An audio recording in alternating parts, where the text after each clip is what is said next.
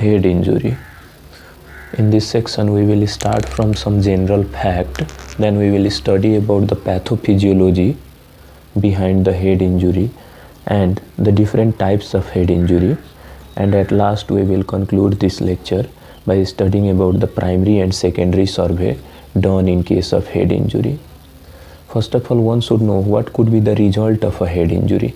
There can be minor trauma as a scalp injury, there can be skull fracture, and in severe cases it can cause intracranial hemorrhage. Now some of the general fact tells that head injury is the leading cause of death in case of childhood and middle age, and about 50% of the head injury is usually due to road traffic accident, and it is usually present in male and alcoholics and some substance abuser. Okay, and now the pathophysiology, which is the most important point or the topic in the head injury portion.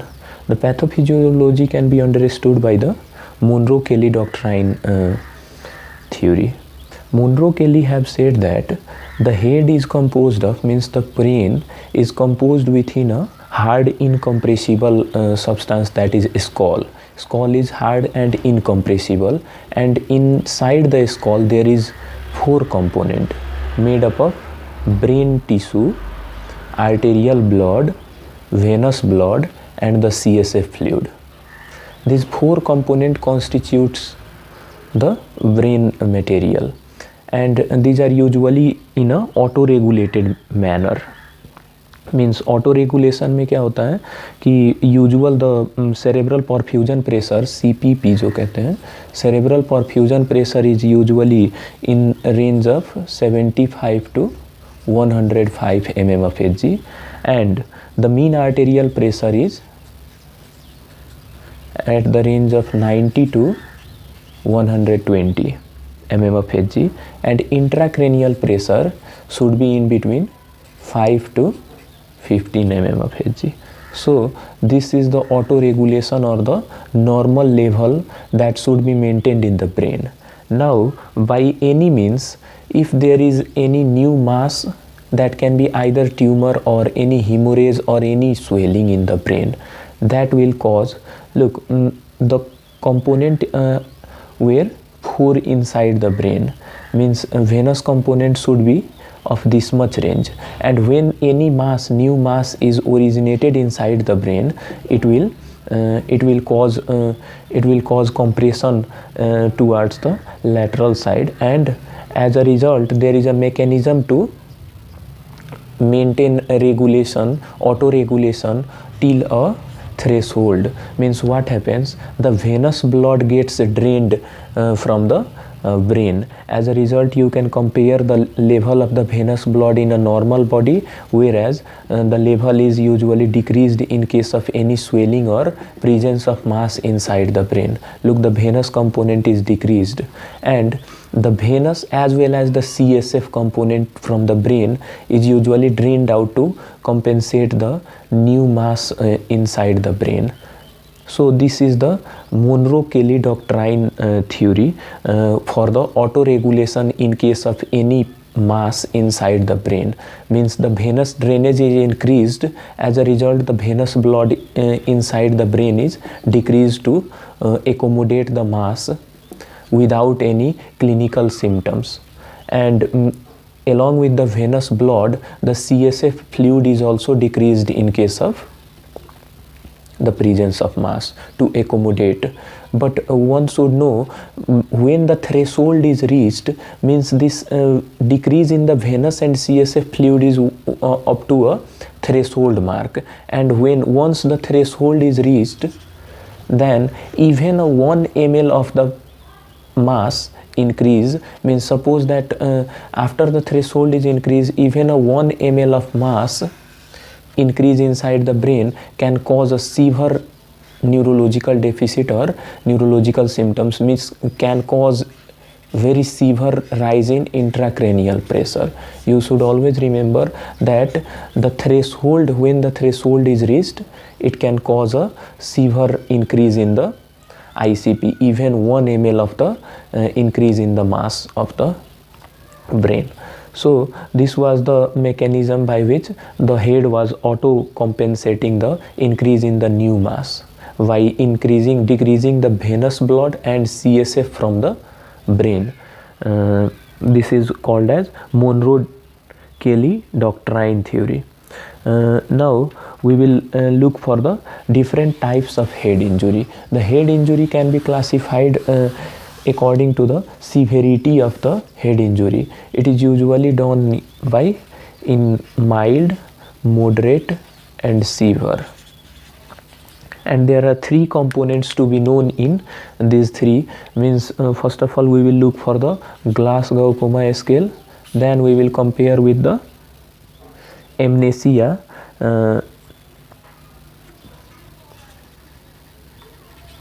and the third component is of loss of consciousness. Now the Glasgow coma, first of all the Glasgow coma, if it is in between 13 to 15 then it is mild, 9 to 12 is moderate, is considered as moderate, and less than 8, less than equal to 8 is considered as severe type of head injury. And now we will look for the amnesia. Amnesia, if it is less than 1 day then it is mild, 1 to 7 days moderate, and more than 7 days it is severe. Then loss of consciousness is usually for less than 30 minutes in mild,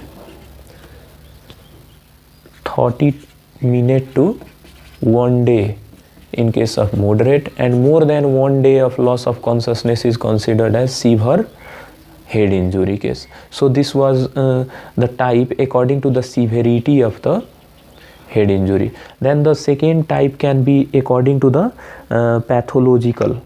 Means pathologically it is classified into primary and secondary head injury, and the name is usually given if there is direct diffuse neuronal damage. In primary there is diffuse neuronal damage, there can be searing lesion, contusion or laceration.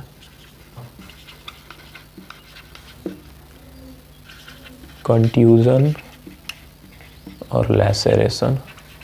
And secondary is usually due to the as we saw the mass in the monro kellie doctrine. So the mass can be usually due to the swelling of the brain tissue, or it can be due to hemorrhage. So this is the cause behind the secondary injury to the lesion. Hemorrhage inside the brain. So as we saw, pathological classification is primary and secondary. Primary में क्या होता है, there is direct diffusion neuronal damage हुआ है, and secondary is due to the swelling and hemorrhage that results later on in the mechanism of the head injury or progression of the head injury. And some of the other classification can be either due to the according to the mechanism of injury के अनुसार, that can be either diffuse injury to the brain, or there can be blunt trauma injury or penetrating type of injury. Okay, and the other less common type of classification can be according to the impact of the injury. Means impact can be either coup or counter coup. Coup and counter coup is, suppose that this is the brain and a person hits in this region. Means the brain tissue are this was the skull and now I am making the brain tissue. When the person is hit at the front, then first impact in the brain tissue is in this region. So this is considered as coup. Whereas after the impact in this region, the brain tissue will hit in the anterior wall of the skull, and after hitting the anterior wall, it will be pushed towards the opposite side.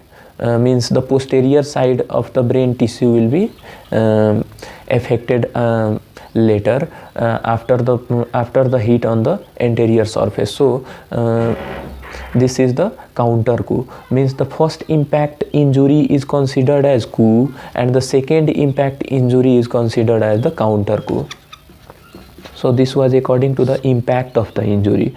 So these are the 4 types of classification one should know in case of head injury. But usually in surgery case, we should know the classification according to the severity of the head injury. And as we saw that the result of the head injury can be some mild injury on the scalp.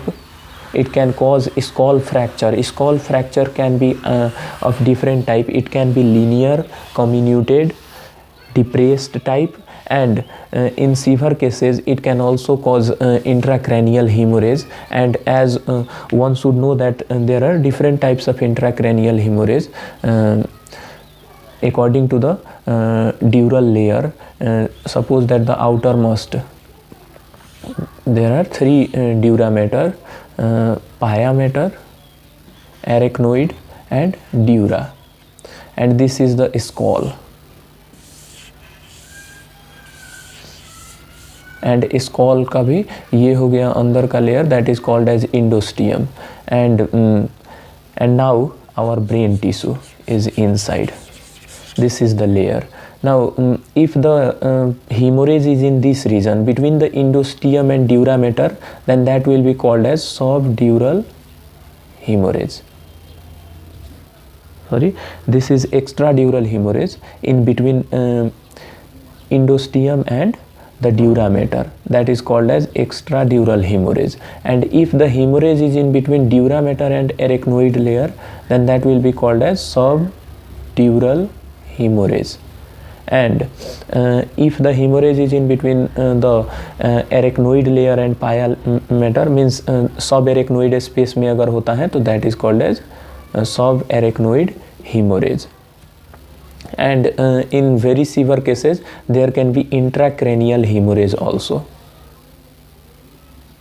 Okay, so these were the 4 types of hemorrhage usually seen in case of severe type of head injury. And for the MCQ point, one should always remember that lucid interval is seen in extradural hemorrhage, and one more important is the extradural hemorrhage is usually arterial origin, and the usual artery involved in extradural hemorrhage is middle meningeal artery. Now coming to the subdural hemorrhage. Subdural hemorrhage is due to the venous blood flow, and usual vein involved in the extradural subdural hemorrhage is cortical vein. We knew that there is lucid interval in extradural, and this is of arterial origin, and the most common artery involved is middle meningeal artery का भी anterior branch. And vein में क्या होता है, subdural जो है that is venous origin, and usually the most common vein involved is cortical vein. Now the subarachnoid hemorrhage, that is usually due to the rupture of the very aneurysm, and usually this is always due to post trauma, or it can also be in case of severe hypertension. So these are the some important MCQ points related to the and one more point should be remembered in extradural hemorrhage, that the CT scan usually shows there is biconvex like hemorrhage. Biconvex appearance अगर CT scan में दिखेगा तो that is extradural. If there is crescenteric type of hemorrhage, crescent shape of hemorrhage, usually it indicates subdural hemorrhage.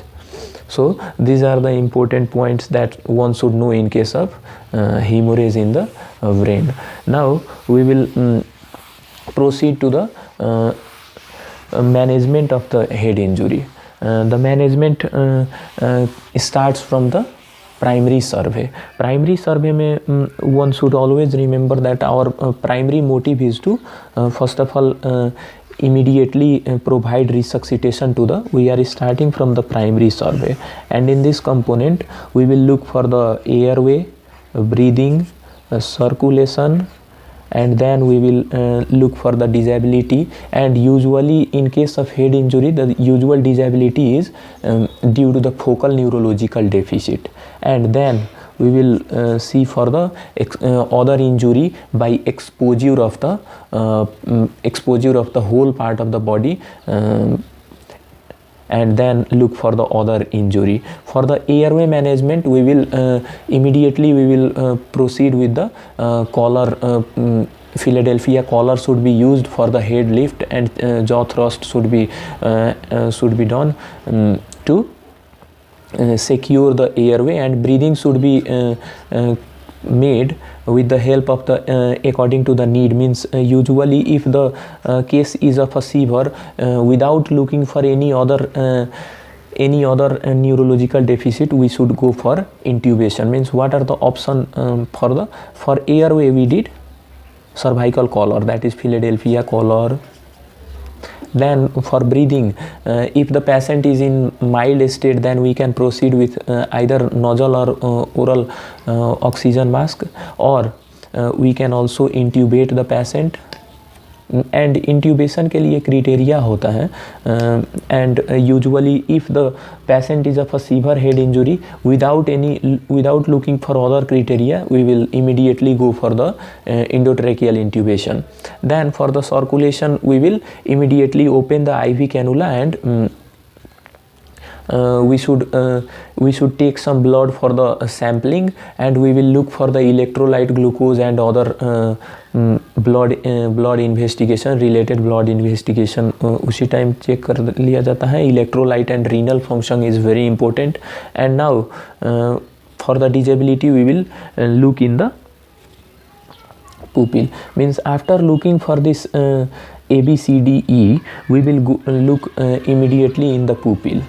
And pupil में if the same side pupil is always affected, means if there is compression in the brain stem after the hemorrhage, then the ipsilateral side of the pupil is dilated. That is also known as Hutchinson type of pupil. Means we should remember that ipsilateral dilation is seen in case of compression of the brain stem. We will look for the pupil and then the focal neurological deficit. These are all the points in the primary survey. Focal neurological deficit we will look, and at last we should always remember that during opening of the IV cannula, we have taken out the blood and sent for sugar level, because sugar level can be very critical in case of head injury, because usually the patient gets collapsed due to hypoglycemia. So the sugar level should be examined in the primary survey. Now the secondary survey. Once the patient is stabilized, we will thoroughly take the complete history about the injury and period of amnesia, any medical disease present or not, medication, alcohol intake or not, or vomiting is present or not, abnormal movement is present or not. Means we are taking the history. Then we will start the examination. In examination, we will proceed with the thorough head-to-toe examination. After doing head-to-toe examination, we will inspect every portion. In head, we will look for the battle sign, which is the bruising over the mastoid process seen in the skull base fracture. We will look for every signs like raccoon or panda eye usually present as a periorbital bruising seen in fracture of the cranial fossa. There can be CSF rhinorrhea. We will look for the blood in the mouth. Palpation and inspection of laceration and subgaleal hematoma should be done. Means we are thoroughly going through head to toe. Now after performing head to toe examination, we will examine all the cranial nerve examination. Cranial nerve examination. Then we will examine some of the important organ like eye. Eye में we will again look for the pupil dilation and retinal detachment or papilloedema, and progression of the injury should also be examined and recorded. Progression of injury. And some of the other important organ are neck and spine. Neck and spine should also be examined as they are very critical organ and can cause cervical fracture or cervical pathology. One should also look for the log roll to palpate the thoracic and lumbar spine, and PR examination is also performed in some of the cases as anal tone is examined, and now in the secondary survey we need to investigate. Under investigation we will send blood and CT scan. Blood में one should remember that we need to send for total blood count, complete blood count, and renal function test, and the other is the sugar level. Blood sugar should be examined, and CT scan. For the CT scan there is a nice criteria which determines whether the head injury needs CT scan or not. Nice criteria. And nice criteria says that if the Glasgow Coma scale is less than 13, then irrespective of other criteria, go for the CT scan. There should be more than one episode of vomiting, and if there is fracture of the skull bone, go for CT scan. And the other component is elderly patient, more than 65 years patient. If there is antegrade amnesia for more than 30 minutes amnesia. So these were the criteria for the nice criteria for going for the CT scan. Means we can if the Glasgow Coma scale is less than 13, vomiting episode is more than 1, if the fracture of a skull is present, more than 65 years of elderly patient, and more than 30 minutes of amnesia is present, then go for CT scan. Now we are going to prevent the secondary injury to the head. Means secondary injury, as we knew that the secondary injury is due to the hemorrhage and swelling. So for the prevention of the secondary injury, there are about 6 components that should be prevented in case of head injury, and those 6 components is the ICP, first component. Then we should look for the oxygen, second component, because hypoxia is very common. Then blood pressure, hypotension के लिए, electrolyte abnormality, and the 2 other component is the glucose, means sugar level, and the last is the infection in case of open surgery. So these are the 6 components. If controlled, then we can prevent the secondary injury in case of the head injury. So for ICP there are different measures to control ICP. First of all, if the case of a mild head injury is present, then the ICP can be managed by providing rest, elevation of the head, and loosening the cervical collar. Collar को loose कर दो. So these were the early management in case of the ICP. If even after this the ICP is not managed, then we will perform decompression. Decompression can be done, and some of the other measure for the ICP.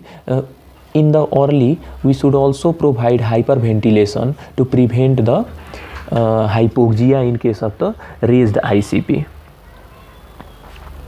And if this was in the mild case.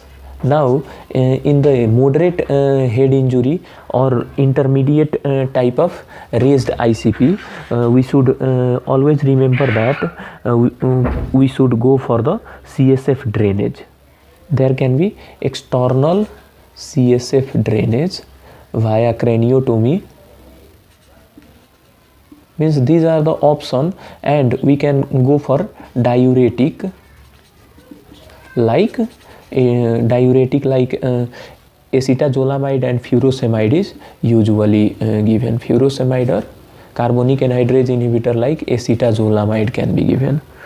And even after these measures we are not able to control the CSF, then we will go for the decompression craniotomy and thiopentone coma at the last, as a last option.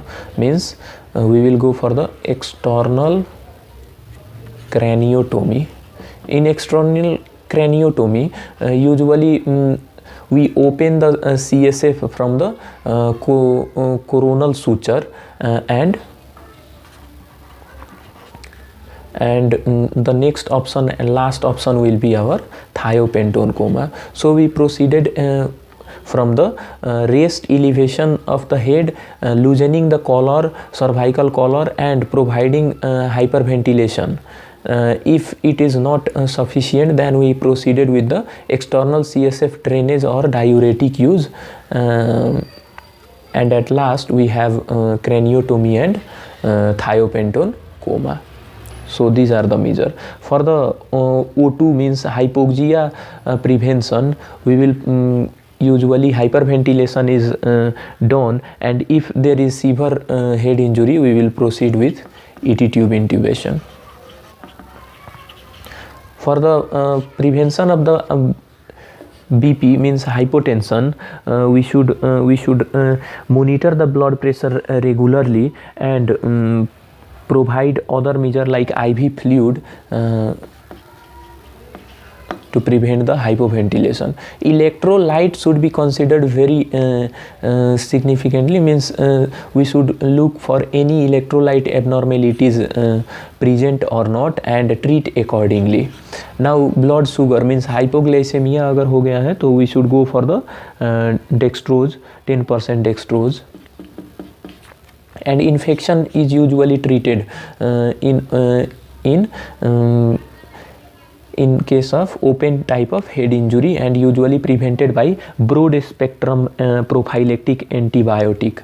And if the patient is convalescent, then usually they are also prescribed with anti-epileptic drug, and some of the surgeon also prefer to give steroid in case of head injury. Means we should also include anti-convulsant or anti-epileptic drug and a steroid as a